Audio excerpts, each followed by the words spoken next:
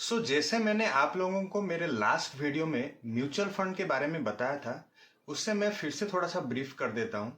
अगर आप लोग इसके पिछले वाला वीडियो देखे नहीं हैं, तो मैं उस वीडियो का लिंक डिस्क्रिप्शन में डाल दूंगा।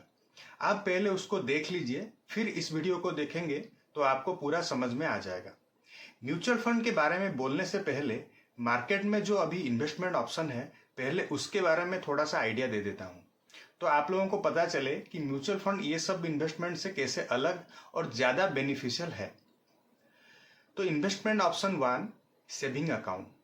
सेविंग अकाउंट के अंदर आपको 3 से 4% ही इंटरेस्ट ईयरली मिल जाते हैं, तो जो बहुत ही कम है, आप लोगों को पता है। सेकेंड ऑप्शन आता है फिक्स डिपॉजिट, जो कि मैक्सिमम टू मैक्सिमम 6% से 7% तक मिल जाएगा सालाना आपको।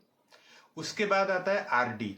आरडी जो होता है वो होता है रिकरिंग डिपॉजिट, जो कि आप हर महीने कुछ कुछ पैसा एक फिक्स अमाउंट करते हैं, तो हर महीने आपको बैंक को पे करना है, ताकि वो एक हर महीने जमा होता जाएगा और 1 साल 2 साल 5 साल आप जितना भी करेंगे, जैसे एफडी के जैसा, उसके बाद आपको वही फिक्स डिपॉजिट के जैसा ही रिटर्न मिल जाएगा, जैसे 6 से 7% का मिल जाएगा। उसके बाद आता है गोल्ड ज्वेलरी। गोल्ड ज्वेलरी के लिए आपको बहुत पैसा चाहिए, क्योंकि आजकल आप लोगों को पता है कि गोल्ड का जो भाव बढ़ गया है, जितना अभी हो गया है, तो उसके लिए बहुत बड़ा अमाउंट चाहिए आपको इन्वेस्ट करके रखने के लिए। और गोल्ड में क्या होता है, जब आप खरीदते हैं तो आपको जीएसटी पे करना पड़ता है, मेकिंग चार्ज पे करना पड़ता है। तो जब आप सेल करेंगे गोल्ड को जाके, जहाँ पे जब जब आपको जरूरत होगा पैसे का, या फिर आप चाहेंगे कि अब मैं सेल कर दूं जो मेरे पास गोल्ड है, तो जब आप सेल करेंगे तो आपको जो जीएसटी आप पे किए थे खरीदने के टाइम पे, और जो आपका मेकिंग चार्ज पे किए थे, वो नहीं मिलेगा।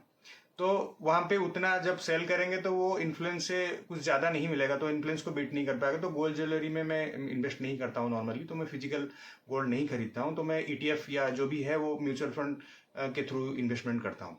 तो उसके बाद आता है एलआईसी इन्वेस्टमेंट पॉलिसी, जो कि हर घर घर में, इंडिया में अगर आप देखेंगे, हर घर में एलआईसी का पॉलिसी बॉन्ड होगा, हर सबके पास 3 4 5 तो मिनिमम होंगे, या तो एक ही तो होगा डेफिनेटली, क्योंकि एक माइंडसेट है इंडियन लोगों के कि सबसे बेस्ट इन्वेस्टमेंट है एलआईसी। पर एलआईसी के ऊपर अगर हम देखें, तो अगर आप सालाना 1 1.5 लाख अगर आप दे देते हैं, तो कुछ 25 साल 20 साल या 30 35 साल तक देते हैं, और आपको वो बोलते हैं कि हम आपको 50 लाख या 1 करोड़ जो भी आपको दे देंगे।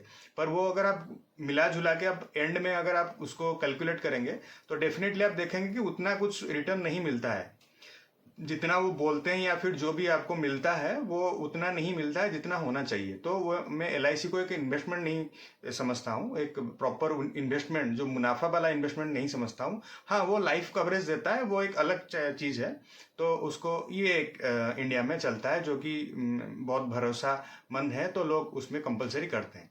उसके बाद आता है रियल इस्टेट।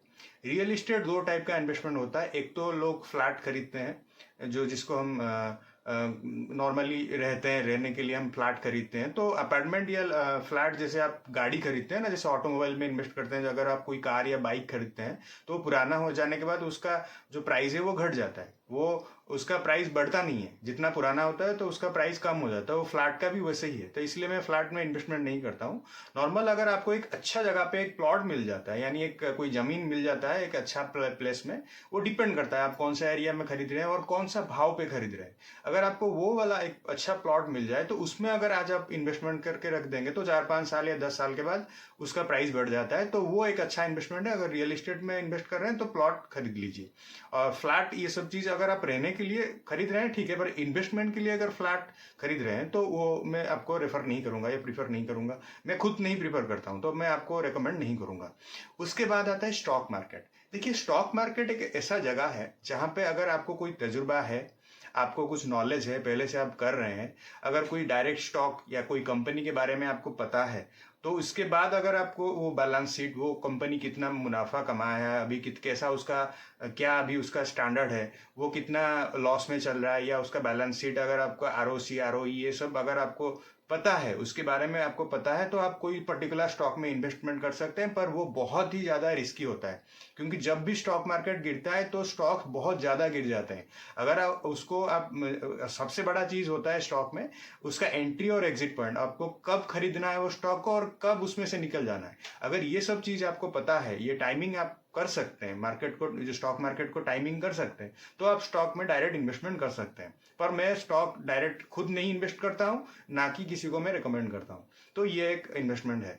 उसके बाद आपको एक चीज याद आ रहा है, मैं आपको मेरा जो मेन पर्पज है वीडियो का, जो म्यूचुअल फंड है, उसके टॉपिक के जाने से पहले मैं एक चीज आपको बता देता हूँ कि आप ये जो सेविंग्स अकाउंट में रखते हैं बैंक में, एफडी में रखते हैं, फिक्स डिपॉजिट में, या आरडी में, रिकरिंग डिपॉजिट जो बैंक में करते हैं वो करते हैं, या फिर एलआईसी, ये हर कोई, ये बैंक वाले और ये एलआईसी, हर कोई स्टॉक मार्केट में ही आपके पैसे को इन्वेस्ट करते हैं। और जो आप जहां पे भी जितना परसेंटेज का आपको रिटर्न मिलता है या इंटरेस्ट मिलता है, तो वो स्टॉक मार्केट में ही लगाकर आपको वो देते हैं। नहीं तो ऐसे आप पैसा जाके डिपॉजिट कर देते हैं, वो अपने आप थोड़ी ना बढ़ जाता है। तो वो भी वही, हाँ, वहां पे एक सेफ इन्वेस्टमेंट करते हैं, जो गवर्नमेंट बॉन्ड में इन्वेस्ट करते हैं, जहां पे ज्यादा रिस्क नहीं होता है। तो आपको वही बैंक में कितना मिलता है, सेविंग्स अकाउंट में 3-4% जैसे मैं आपको बोल दिया हूँ, और फिक्स डिपॉजिट में 6-7% मिलता है। तो वो एक सेफ इन्वेस्टमेंट, सेफ जगह पे इन्वेस्टमेंट करते हैं, तो आपको देते हैं। तो फाइनली वही मेरा कहने का मतलब है कि बैंक वाले या एलआईसी वाले वो स्टॉक मार्केट में ही आपका पैसे को लेके इन्वेस्ट करके आपको रिटर्न जनरेट करके देते हैं। चलिए अब हम मेन मुद्दे पे आते हैं, जो है हमारा आज का मेन टॉपिक, जो वीडियो का मेन पर्पज है, वो है mutual fund investment. Mutual fund एक ऐसा चीज है जिसमें एक आदमी नहीं, बहुत सारे लोग मिलकर पैसा लगाते हैं। कहाँ और कैसे पैसा लगाया जाता है, आइए समझते हैं। There is a company called, जिसे हम बोलते हैं एएमसी।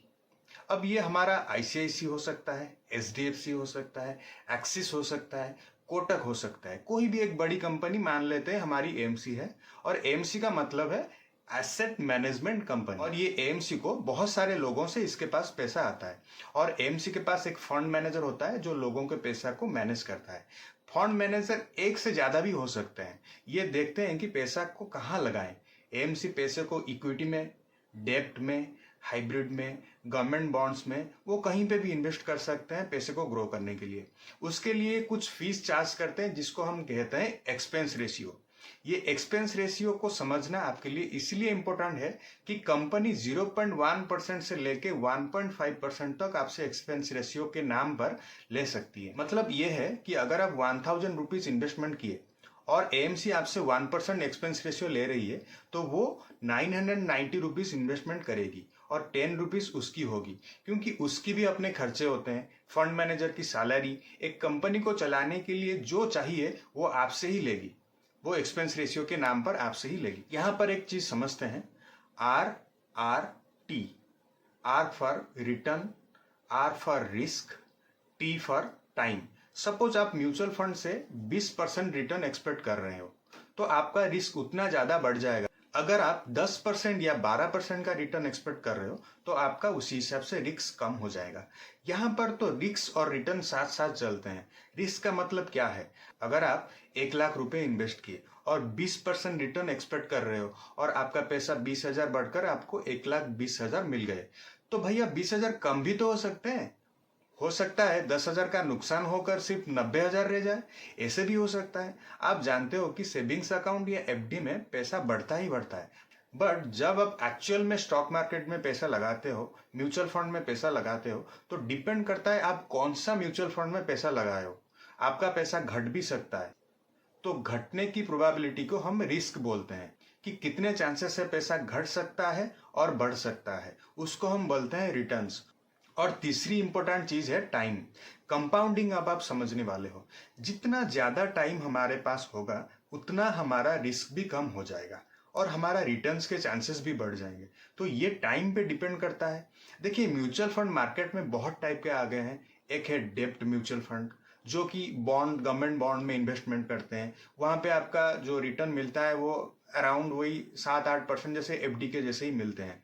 दूसरा है हाइब्रिड म्यूचुअल फंड, जहां पे क्या होता है, गवर्नमेंट बॉन्ड में भी इन्वेस्टमेंट होते हैं, थोड़ा सा इक्विटी का एलोकेशन भी रहता है। तो वहां पे आपको 9, 10, 11 या मैक्सिमम 12% तक आपको हाइब्रिड म्यूचुअल फंड में मिल जाता है, जहां पे आपको मॉडरेट रिस्क होता है। और लास्ट में आता है जो कि इक्विटी म्यूचुअल फंड। अगर मैं उतना समझाने जाऊं तो आप लोगों को कंफ्यूज हो जाएगा, इसलिए मैं सिंपल म्यूचुअल फंड पे आता हूं, जिसमें सब कोई आजकल इन्वेस्टमेंट कर रहे हैं और मैं खुद भी इन्वेस्ट कर रहा हूं। जहां पर पैसे की ग्रोथ हो, यानी पैसा बढ़े, तब आता है equity mutual fund.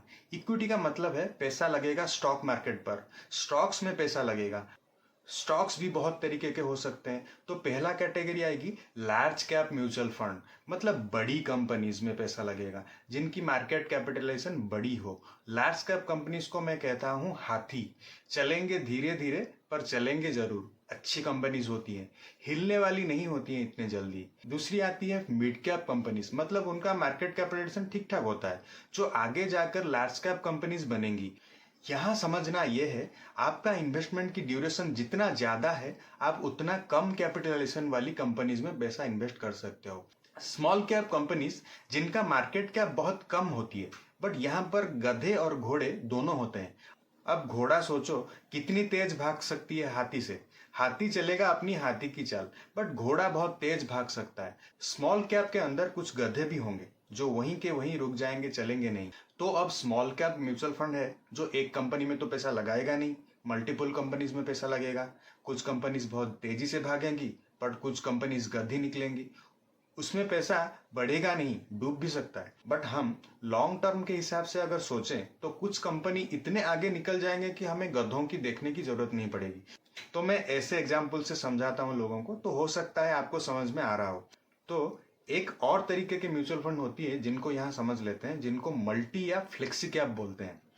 Large cap, mid cap और स्मॉल कैप, तीनों में अगर मिलाकर आपको इन्वेस्टमेंट करना है तो आपको multi cap mutual fund choose करना होगा। पर मल्टी कैप जो फंड होता है, जो म्यूचुअल फंड होता है, उसमें फंड मैनेजर के लिए एक स्ट्रिक्ट रूल होता है कि इतना परसेंटेज आपको लार्ज कैप में एलोकेशन लेना है, इतना परसेंटेज मिड कैप में और इतना परसेंट स्मॉल कैप में। तो उनके लिए एक बाउंड्रीज रहता है। पर फ्लेक्सी कैप म्यूचुअल फंड में फंड मैनेजर अपने चॉइस के हिसाब से कितना पैसा कहाँ पे लगाना है उसके ऊपर वो डिपेंड करता है कि कौन सा सेक्टर पे अगर उसको ग्रोथ दिख रहा है वो उसी हिसाब से वो अपना एलोकेशन ले सकता है। क्योंकि फंड मैनेजर जो होते हैं वो हजारों करोड़ों के साथ डील करते हैं, तो वो उनके ऊपर डिपेंड करता है। तो आपका इससे क्या लेना देना है? आपको लेना देना है कि अगर आपका इन्वेस्टमेंट हॉरिजन 3 साल से ऊपर का है तो आप लार्ज कैप म्यूचुअल फंड में इन्वेस्टमेंट कर सकते हो। रिस्क कम भी हो सकता है 3 साल के हिसाब से। अगर आप 5 साल से ऊपर का सोच रहे हो तो आप मिड कैप म्यूचुअल फंड में पैसा लगा सकते हो। अगर आपका हॉरिजन 7 साल या उससे ज्यादा ड्यूरेशन का है तो आप स्मॉल कैप म्यूचुअल फंड में लगा सकते हो, जिसमें ज्यादा रिटर्न मिलने की प्रोबेबिलिटीज है, बड़ा ग्रोथ आपको मिल सकता है। अगर आपका 15 या 20 साल के लिए पैसा लगाना चाहते हो तो स्मॉल कैप फंड चूज कर सकते हो। तो small cap fund mid cap और लार्ज कैप को बीट कर जाएंगे रिटर्न्स के मामले में। मेरे हिसाब से अगर आप लॉन्ग टर्म गोल के लिए प्लान कर रहे हो तो मल्टी कैप या फ्लेक्सी कैप म्यूचुअल फंड के अंदर पैसा लगाओ और भूल जाओ। मीन्स लॉन्ग टर्म में आपको पैसा तेजी से बढ़ता हुआ दिखेगा। आई होप आप लोगों को म्यूचुअल फंड इन्वेस्टमेंट के बारे में कुछ तो नॉलेज मेरे ये वीडियो के माध्यम से जरूर मिला होगा। अगर कुछ भी क्वेरी है आप मुझे कमेंट बॉक्स में लिख सकते हैं या फिर वीडियो के डिस्क्रिप्शन में दिए गए नंबर पे कॉल या व्हाट्सएप पे टेक्स्ट करके पूछ सकते हैं। नेक्स्ट वीडियो में आप लोगों को म्यूचुअल फंड के थ्रू आप कैसे अपना डिफरेंट फाइनेंशियल गोल सेट कर सकते हैं या फिर फाइनेंशियल फ्रीडम हासिल कर सकते हैं उसके बारे में डिस्कस करेंगे। तब तक बने रहिए मेरे ये म्यूचुअल फंड के सीरीज में। सच बात बोलूं तो वीडियो बनाने में बहुत मेहनत लगती है, तो मेरे वीडियो को लाइक, शेयर, सब्सक्राइब करने के साथ बेल आइकन को प्लीज प्रेस करने के लिए ना भूलिएगा। Thank you.